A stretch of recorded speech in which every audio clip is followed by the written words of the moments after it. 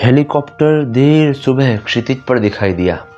सभी अधिकारी और कर्मचारी हवाई पट्टी पर श्री लक्ष्मण सिंह राठौर, जो अपने बेटे फ्लाइंग ऑफिसर विक्रम सिंह का अंतिम संस्कार करने के लिए उनकी फ्लाइट यूनिट में आ रहे थे, का स्वागत करने के लिए इंतजार कर रहे थे। एक दिन पहले ही विंग कमांडर वेंकी अय्यर ने उन्हें एक टेलीग्राम भेजा था, जिसमें लिखा था कि अत्यंत शोक के साथ आपको सूचित किया जा रहा है कि आपके बेटे फ्लाइंग ऑफिसर विक्रम सिंह की आज सुबह एक उड़ान दुर्घटना में असामयिक मृत्यु हो गई है। वेंकी के लिए शोक संतप्त परिजनों से मिलने और सांत्वना देने का यह पहला मौका था। उस बहादुर अधिकारी के पिता से मिलने का, जिन्होंने एक दुर्भाग्यपूर्ण उड़ान दुर्घटना में अपने बेटे की जान गंवा दी। अधिकांश शोक संतप्त परिवार के सदस्य दिवंगत शहीद के नश्वर शरीर के अवशेषों को देखने पर जोर देते हैं। कई बार शरीर तो क्या, दिखाने के लिए कुछ भी शेष नहीं बचता है। फ्लाइंग ऑफिसर विक्रम सिंह के शरीर के भी केवल कुछ ही अवशेष शेष बचे थे। कॉकपीट में जो कुछ बचा था उसे बड़ी मुश्किल से निकालकर एकत्र किया गया और ताबूत को लकड़ी और अन्य चीजों से भर दिया गया था।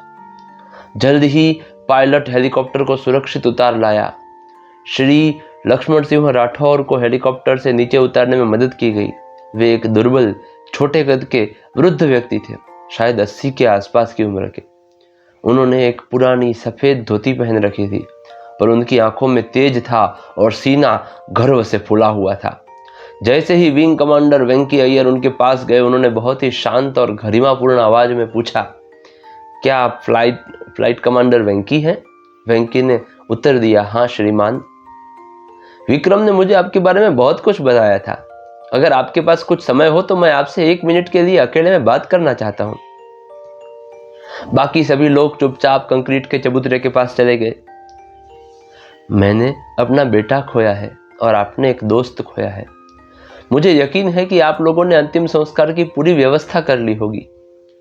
कृपया मुझे बता देना कि मेरी उपस्थिति की कब और कहां आवश्यकता रहेगी और मुझे क्या करना होगा। मैं हर चीज के लिए वहां तैयार रहूंगा। बाद में मैं विक्रम के दोस्तों से मिलकर कल सुबह पुनः घर लौट जाऊंगा। विंग कमांडर वेंकी अय्यर इतने दुखद समय में इस वृद्ध व्यक्ति के शांत स्वभाव को देखकर चकित रह गए। दोपहर बाद पूरे सैन्य सम्मान के साथ अंतिम संस्कार संपन्न हुआ।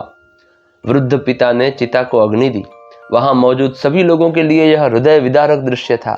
द लास्ट पोस्ट सैन्य अंत्येष्टि में एक गीत की अंतिम गूंज फीकी पड़ने के बाद लक्ष्मण जी ने स्क्वाड्रन पायलटों से बात करते हुए शाम बिताई। बाद में विक्रम का रूममेट उन्हें विक्रम का कमरा दिखाने ले गया। लक्ष्मण सिंह जी ने अपने लिए आरक्षित गेस्ट हाउस के बजाय अपने बेटे के कमरे में रात बिताना पसंद किया। अगली सुबह स्क्वाड्रन क्षेत्र के दौरे के बाद विक्रम के बॉस उन्हें विक्रम के कार्यालय में ले गए। थोड़ी देर बाद स्टाफ कार लक्ष्मण सिंह जी को सिविल एयरफील्ड तक ले गई, जो 2 घंटे की दूरी पर था। जब कार लक्ष्मण जी को सिविल एयरफील्ड में ले जाने के लिए रवाना हो गई, तब विंग कमांडर वेंकी अय्यर ने अपने बॉस से कहा कि वह एक बहुत बहादुर आदमी है। उन्होंने एक जनरल की तरह मुझसे बात की और अपने यहाँ रुकने की सभी जरूरतों के बारे में मुझे स्पष्ट रूप से बता दिया। मैंने ऐसे अवसर पर इससे अधिक सहनशील व्यक्ति को कभी नहीं देखा। मैं वास्तव में दिल से उनका सम्मान करता हूँ। बॉस ने तुरंत जवाब दिया, हाँ, श्री लक्ष्मण सिंह राठौड़ अपने तरीके के एक योद्धा है। उन्होंने 3 पुत्रों को जन्म दिया और उन तीनों को ही इस महान राष्ट्र की सेवा में न्योछावर कर दिया। उनके पहले बेटे गोरखा राइफल्स के कप्तान घनश्याम सिंह 1962 के युद्ध में लद्दाख में शहीद हुए थे। उनके दूसरे बेटे मेजर वीर सिंह की 1965 में इचोगिल नहर के किनारे एक घात हमले में मृत्यु हुई। उनके सबसे छोटे बेटे वीर विक्रम सिंह भारतीय वायुसेना में शामिल हुए और अब वे भी नहीं रहे। उनका बलिदान बेमिसाल है। वास्तव में श्री लक्ष्मण सिंह राठौड़ निर्विवाद रूप से एक बहादुर पिता है। इस व्यक्ति ने देश के लिए जो महान बलिदान दिया है, उसकी कभी भी कोई बराबरी नहीं कर सकता। उन्होंने अपने 3 पुत्रों को राष्ट्र रक्षा को समर्पित कर खुद को वास्तव में शहीद साबित किया है। फिर भी हम में से कितने लोग इस महान व्यक्ति को और उनके बलिदान के बारे में जानते थे? शायद बहुत कम। क्या हमें इन सच्चे वीर सिपाहियों से प्रेरणा नहीं लेनी चाहिए? रूडयार्ड कपलिंग के उद्धरण के अनुसार भगवान और सिपाही खतरे के समय पूजे जाते हैं, खतरे से पहले नहीं। जैसे ही खतरा टल जाता है और सब कुछ ठीक हो जाता है, भगवान और सिपाही को भुला दिया जाता है। हम श्री लक्ष्मण सिंह और उनके जैसे कई वीर सिपाहियों के कर्ज को कैसे चुका सकते हैं? हमारे दिलों में उनके लिए गर्व और सम्मान हो, जिसके वे वास्तव में हकदार हैं। हर मानव उनकी सेवा और बलिदान का हमेशा ऋणी रहेगा। विश्व के सभी सिपाहियों को हृदय की गहराइयों से नमन, जिन्होंने अपने कर्तव्य के लिए अपनी जान की भी परवाह नहीं की।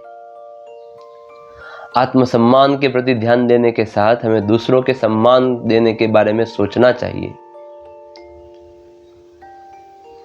वास्तव में वीर साहसी योद्धा कौन है?